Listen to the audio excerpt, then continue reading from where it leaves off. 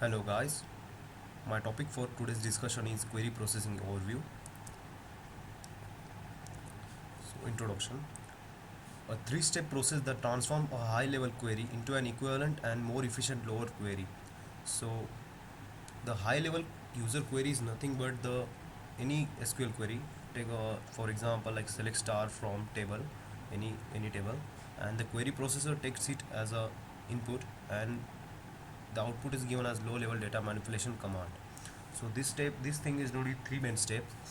First is parsing and translation, second is optimization, third is evaluation.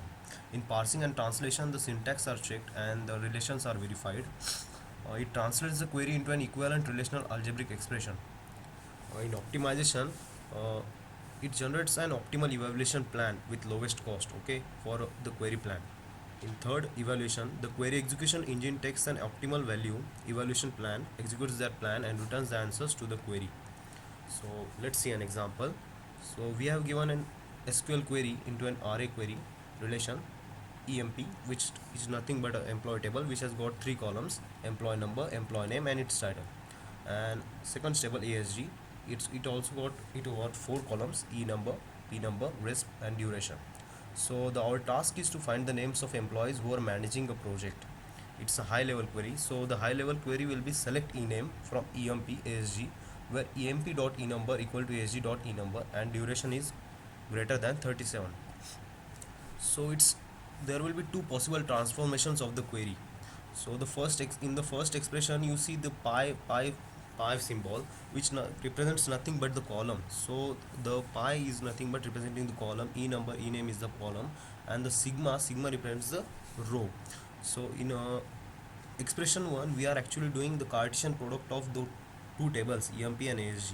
In expression 2 we are not doing it, so it avoids the expensive and large intermediate Cartesian product and therefore typically is better. We make the following assumptions about the data fragmentation. So we know about data fragmentation. The fragmentation is done in three ways, like horizontal and vertical. So in this case we are considering that data is horizontally fragmented. So the data will be stored at various sites. So at the first site, ASG1 equal to sigma e number is less than equal to E3. So it will be stored. Relations ASG and EMP are fragmented in the same way. Relations ASG and EMP are locally clustered on attributes RISP and E number respectively. So now consider the expression sigma EMP ename. EMP is having Cartesian product with E number sigma. So there will be some strategies. In strategy 1, partially parallel execution. So what happens? Produce ASG1 and move to site 3. In strategy 1, we produce ASG1 and produce to site 3, and we produce ASG2 and move to site 4. Then join ASG1 and EMP1 at site 3 and move the result to site 5. So this will be one strategy, and at this stage 5 we union the result. In the strategy 2, we move the ASG1 and ASG2 site 5, ASG1 and ASG2 site 5, and move EMP1 and EMP2 site 5, and there we perform the select and join at site 5. For simplicity, the final projection is omitted. So the distributed query processing steps are, there are four steps: query decomposition, data localization, global optimization, local optimization. The first three steps shown in the diagram are done on the control side, while the last done is on the local side. In the first, it takes the global schema. Data localization takes fragment schema. Global optimization is done stats on fragments, and local optimization is done on local schemas. So the input is calculus query on distributed relations. Query decomposition, the first step, it checks the lexical and syntactic analysis, check validity similar to compilers, check for attributes and relations, type checking on the qualifications. The query decomposition can be viewed as the four successive steps. First, the calculus query is written in normalized form that is suitable for subsequent manipulation. Then the normalized query is analyzed semantically so that incorrect queries are detected and rejected as early as possible. Third, the correct query is simplified. One way to simplify a query is to eliminate redundant predicates. And fourth, the calculus query is restructured as an algebraic query.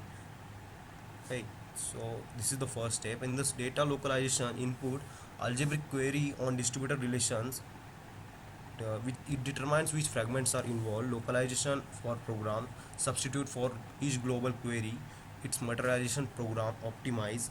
These all tasks are done at data localization. A global relation can be reconstructed by applying the fragmentation rules and then deriving a program called localization programs.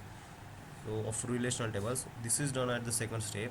In global query optimization, the input is fragment query, which is generated by the upper level, that is nothing but data localization.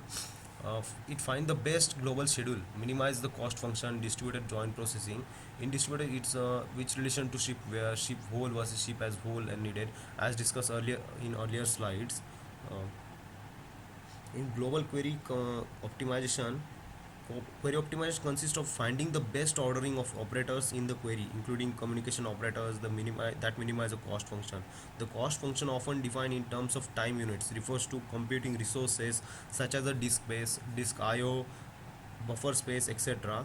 Generally, it is a weighted combination of input, output, and CPU and communication costs. So, this all things are done at query optimization layer, and this is also part of query optimization layer, cost based optimization, which solution it gives the solution page, the set of equivalent algebraic expression. So cost function in terms of time is nothing but IO cost plus CPU cost plus communication cost. It can also maximize the throughput. And the final thing is distributed query execution. The last layer is performed by all sites having fragments involved in the query. Each subquery executing at one, called a local query, is then optimized using the local scheme of the site. At this time, the algorithms to perform the relational operators may be chosen. So I think you understand. In conclusion, query processing transforms a high-level query into an equivalent lower level query. The main difficulty is to achieve the efficiency in the transformation. Uh, Query optimization aims to minimize the cost function, input output cost plus CPU cost plus communication cost, and query processing is done in the following sequence. First, it is done in query decomposition, then it goes to data localization, then query global optimization, and finally local optimization. Thank you.